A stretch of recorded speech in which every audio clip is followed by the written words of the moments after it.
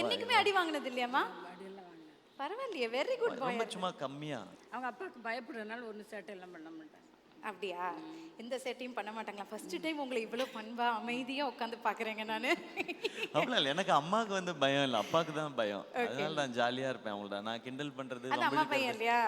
அப்பா கிட்ட இருந்து அடி வாங்கியிருப்பீங்களோ? நல்ல அதெல்லாம் சூப்பரா வாங்கியிருக்கேன். ஆமாம்மா. ஓஹோ, என்ன எதனால ரொம்ப சுட்டித்தனம் பண்றதுனாலயா இல்ல எதுக்கு? 2 தடவை வாங்கியிருக்கேன் அடி. 2 தடவை தான் வாங்கியிருக்கேன். ஓகே, அந்த 2 மூமெண்ட் தெரிஞ்சுக்கலாமா if you don't mind? இல்ல அது எதுக்கு வேணும் உங்களுக்கு? ஒண்ணே படிப்பு விஷயமா இருக்கும். இல்ல இல்லையா? ஆமா, நீங்க சூப்பரா படிப்பீங்கன்னு வேற சொல்லிட்டாங்க. நீங்க ஒவ்வொரு மேடைகளையும் 80% சொல்லிடுறீங்க. ஆனா எங்களுக்கெல்லாம் 80% தான் பெரிய சதவீதமா இல்ல, இருக்கு. நீங்க எல்லாரும் சொன்ன பிறகுதான் எனக்கு 80% நல்ல மார்க்னே தெரிஞ்சிருக்கு. இவங்க அப்படி சொன்னதே கிடையாது வீட்டுல. நீ ஏன் இப்படி வாங்கியிருக்கன்னு தான் கேட்பாங்க. இன்னும் ஒழுங்கா படிக்கலாமேன்னு சொன்னதுனால எனக்கு அந்த 83% கம்மியோன்னு நான் ரொம்ப நாளா நினைச்சிட்டு இருந்தேன். அது எப்ப அந்த அர்ஜுன் சார் ஒரு ரியாக்ஷன் கொடுப்பார்ல, 80%-ஆ அப்படின்னு, அது பயங்கர வைரல் ஆச்சுல. அப்பதான் தெரியும், ஓகே 80% பெரிய மார்க் போல அப்படின்னு சொல்லி.